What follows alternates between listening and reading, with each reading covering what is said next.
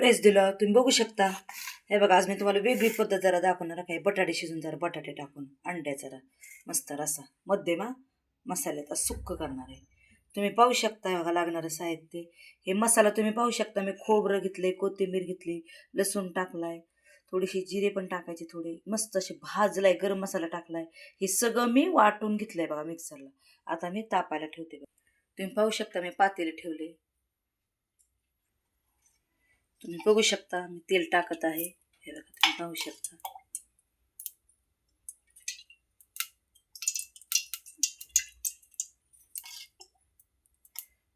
जास्त तेलकट खात जाऊ नका.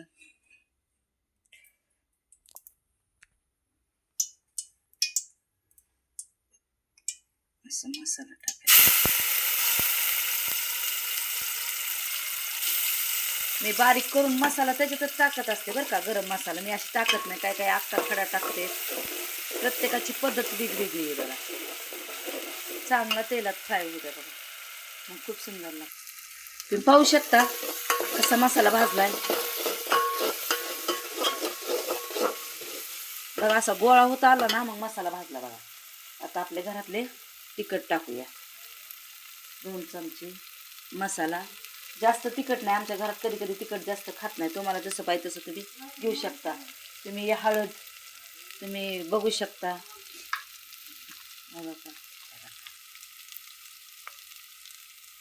मटन मसाला तुम्ही बघू शकता. हे बघा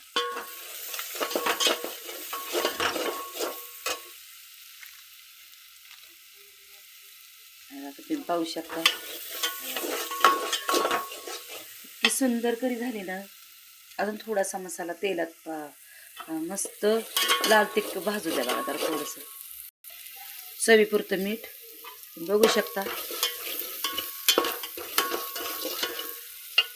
बघू शकता किती सुंदर मसाला भाजलाय. आता थोडंसं असा मसाला सगळं मिक्सरचं भांडं असं धुवून घ्यायचं बरं का. तुम्ही पाहू शकता. जास्त आपल्याला पातळ नाही करायचं बरं का. असं ग्रेव्ही सारखंच ठेवायचं. तुम्ही बघू शकता असं उकळी मस्त उद्या उकळी येऊ द्यायची मस्त पैकी. तुम्ही बघू शकता अंडे ह्यात टाकले मी. मस्त चिर मारून घेतली होती मी बरं का. तुम्ही बघू शकता. एका प्लेटमध्ये तुम्हाला काढून दाखवते का. असं उकळू द्यायचं समजा. तुम्ही पाहू शकता. एका प्लेटमध्ये दाखवते तुम्हाला काढून. तुम्ही बघू शकता कसं केलंय मी अंड्याचं ग्रेव्ही सुक्क बघा. मध्यम रसा ठेवला, जास्त पातळ नाही. ते घट्टच आहे, याला ग्रेव्हीच म्हणतात बघा. तुम्हाला माझं बटाटा पण बघा मी कसं टाकलं अंड्यासारखं. जे अंड खात नसेल ना ते बटाटा तुम्ही चाकू शकता. त्यात वेगळं काय तर दाखवलंय. तुम्हाला माझं करणं आवडलं असेल, तुम्हाला माझं टेस्टी अंडा करी आवडली असेल, माझ्या चॅनलला शेअर करा, लाईक करा. थँक्यू, धन्यवाद. देशील. आमेन.